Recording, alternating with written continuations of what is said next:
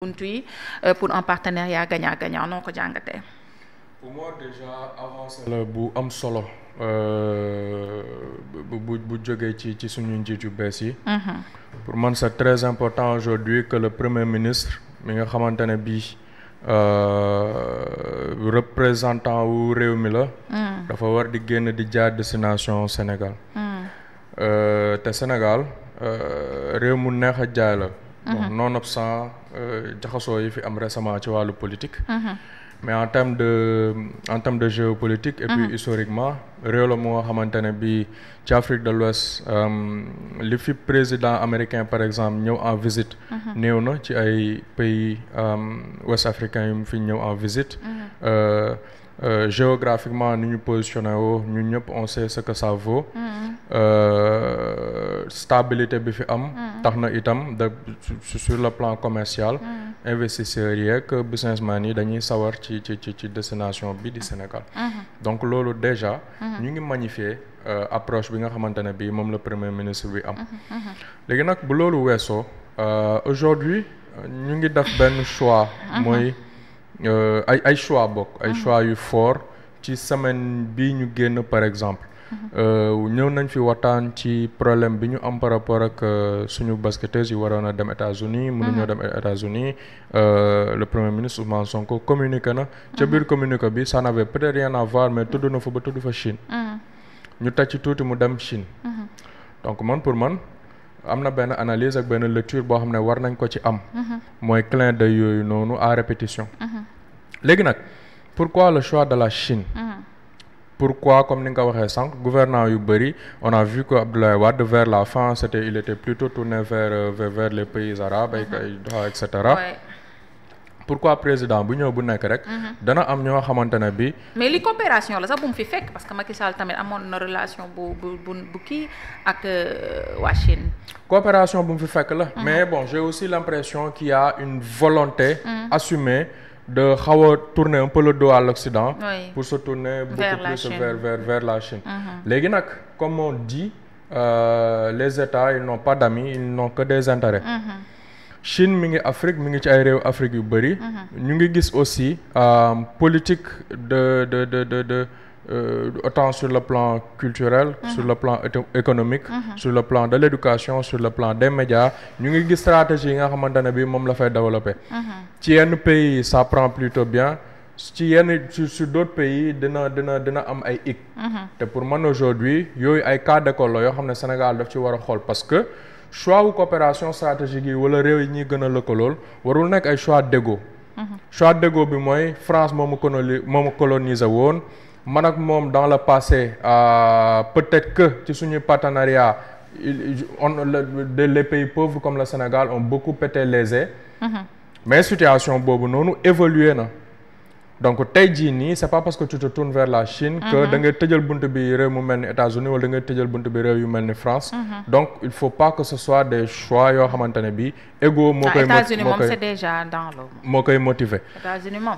léegi nag bu ñu toxawee itam di def jàngat. ci passif bi nga xamante ne bi moo lié Chine ak yenn pays Afrique yi ci seen coopération ak ba ci Sénégal. mooy am na benn aspect bu négatif boo xamante ne bi dañ ko ci souligner. c'est sur le plan des transferts de compétences. D'accord. des transferts de compétences c'est-à-dire Chine mën na ñoo tabaxal ab stade mën na ñoo tabaxal mën na la tabaxal ay tali mais maître d'œuvre yi wala penseur u architecture yooyu noonu ay chinois lay doon main d'œuvre bi à proprement parler des ouvriers et cetera il y a beaucoup de chinois transfert de compétences maanaam ñëw fekk la yow sa doomu réew mu nekk ci secteur d'activité bu BTP nekk benn entreprise bu ndaw wala bu mag ñu lëkkaloog moom daal di koy jàngal ñoom itam naka la ñuy fonctionner daal di leen dolli xam-xam loolu Chine daf ci xaw a réticent tuuti parce qu'on sait que dañoo xaw a fiir bu baax a baax ci li nga xamante ne bii mooy seeni connaissance voilà. Très bien merci beaucoup en tout cas président Chine ak muy moom muy digganteem ak Abdoulaye Wade rataxoon na digganteem ak le président Macky Sall également rataxoon na peut-être que nag dañuy gën a ñoŋalaat li nga xamante ni mooy suñu coopération yi voilà indil ma source A très rapidement on va essayer peut-être de voir jeudi c'est bon jante inchallah. Alors on va essayer de voir su fekkente ni c'est El Malick Ndiaye réforme yi nga xamante ne indi na ko ci assemblée nationale parce que am na yu bëri yoo xamante ni changé na biir assemblée nationale mais n'empêche que ki nga xamante ne tey jii moom mooy nu mu tudd sax Guy Marius Sagna moom li nga xamante ni mi ngi koy wax bokk na ci li nga xam ne ay tëggaat la te loolu moom yàgg na koo xeex maanaam li nga xamante ni moom jàpp na ni tëggaat la rek dañ koo defaraat parce que Thierno Malick El Malick Ndiaye moom dindi na fi 150 000 crédits yi nga xamante ni ay crédit téléphonique des 100 000 francs de prime plénière yi nga xamante ni ñu ngi leen ko doon jox 300 000 d'appui de Korité ak 500 000 d'appui de Tabaski 300 000 lañ leen daan jox ci Korité gi 500 000 lañ leen daan jox ci Tabaski bi ren Guy Marius nee na jox nañ leen 100 000 ci Korité gi jox leen 300 000 ci ay avance Tabaski suukaru koor bi Guy Marius Sagna di wax groupe parlementaire Pastef et non présidence de la présidence de l'institution le suukaru koor dont a parlé est l'affaire du groupe parlementaire de Pastef et non de la présidence de l'institution ci seen biir la ñoom waa Pastef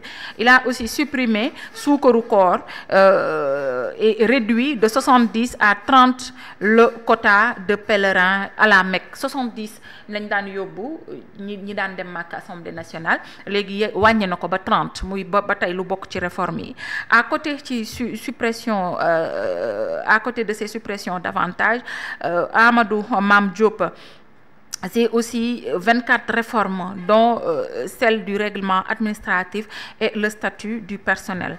Réforme du règlement financier, la création d'une commission sur l'évaluation des politiques publiques, la réforme du règlement intérieur à l'Assemblée nationale, la mise en place d'un système de comptabilité, la création d'un organe interne de passation des marchés, la promotion de la diplomatie parlementaire.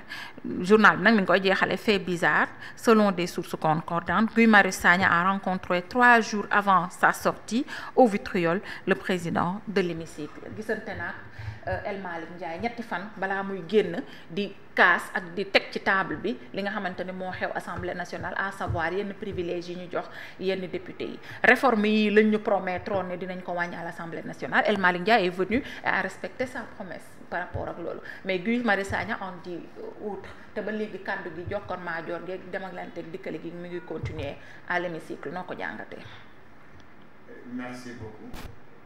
Je pense que la sortie quand même de Guy Marius Sagna nekk na sortie goo xamante ne bett na ñu bari parce que daanaka xaaruñu ko woon. Il est encore revenu après cette sortie ak polémique bu ci am yëpp ak réponse yu ci am yëpp. Pour faire quand même des précisions. Par rapport ak nu média bi jëlee moom li mu wax.